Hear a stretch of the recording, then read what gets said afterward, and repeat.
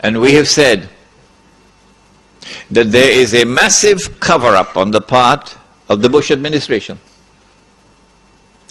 And we have anticipated that those who have information so far concealed will eventually release that information in order to embarrass the US government as part of a strategy to bring down America.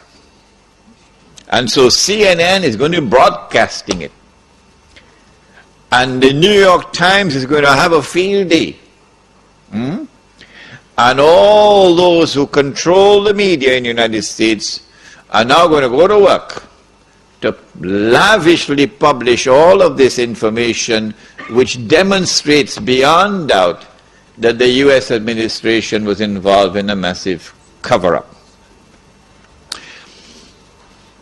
Who attacked America on September the 11th?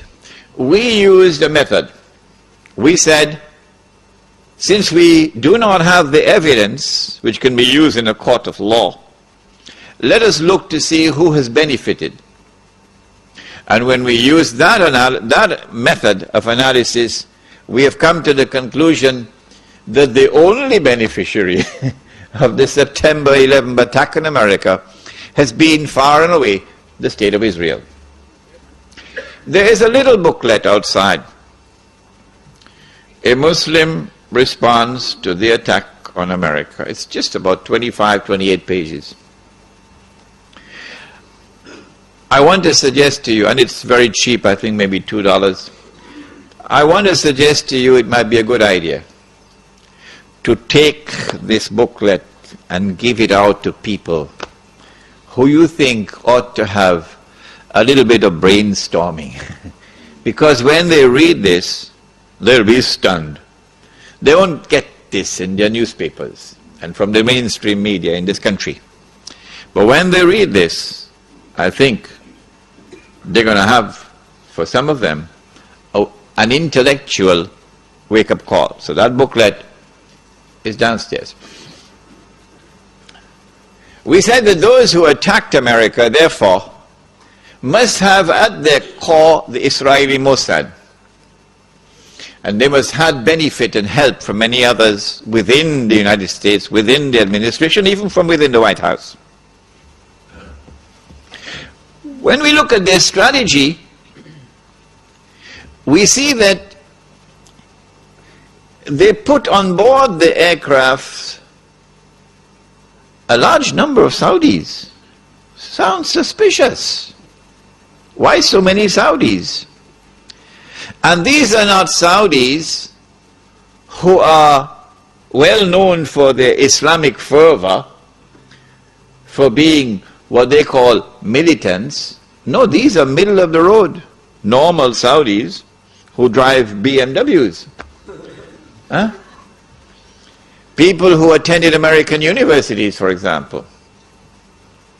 They were on board the aircraft and they died when the aircraft crashed. So these were the hijackers, except that one of them read in the newspapers that he was dead.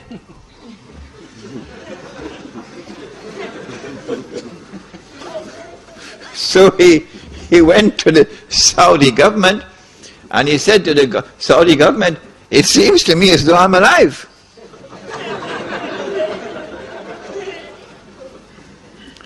The Saudi newspapers published this article, which I read with my own eyes. This particular student had studied in Minnesota, I think, in the early 1990s. And in 1995, perhaps, he had reported both to the local police and to the Saudi embassy in the United States that someone had broken into his apartment and stolen his passport. Whoever did that used that passport to hijack his identity. And so they could put him on board the aircraft. And so the planning for September the 11th, 2001 started many, many years before. Which reminds me, I must tell you that when I arrived in New York in April 1991, through Allah's leave and kindness, within a matter of 6 months in New York, I had already been pushed to a very high profile position. Very well known in the entire New York metropolitan area.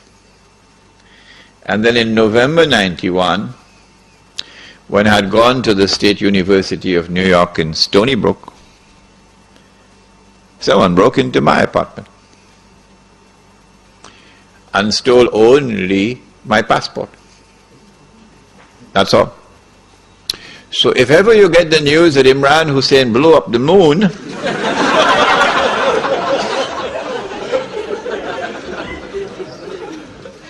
you'll understand the background.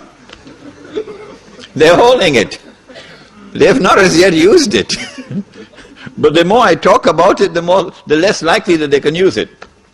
My passport, therefore my identity. Why so many Saudis? It's suspicious. And why these middle-of-the-road Saudis? The answer is because Saudi Arabia, the government of Saudi Arabia, has a friendly relationship with the United States. In fact,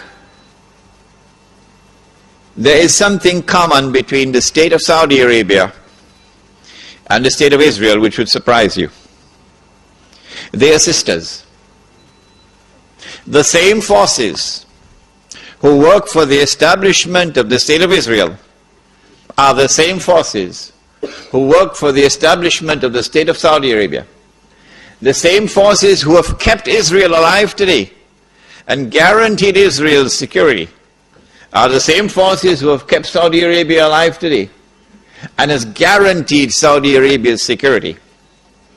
And when the state of Israel is to be destroyed, Saudi Arabia also goes down into the garbage bin. They're sisters.